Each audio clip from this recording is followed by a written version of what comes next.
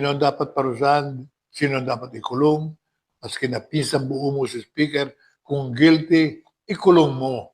Makita ng bayan ang katotohanan ng liderato mo.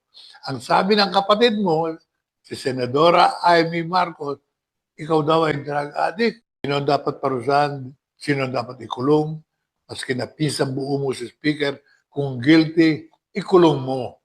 Makita ng bayan ang katotohanan ng liderato mo. Ang sabi ng kapatid mo, si Senadora Amy Marcos, ikaw daw ay drug addict. Alright mga kababayan, so hindi din po napigilan ni dating Mayor Lito Atienza ang magsalita no patungkol nga po dito sa issue po na kinakaharap po ng ating Pangulong Bongbong Marcos no. Ito nga po yung aligasyon no ni Senator Amy Marcos na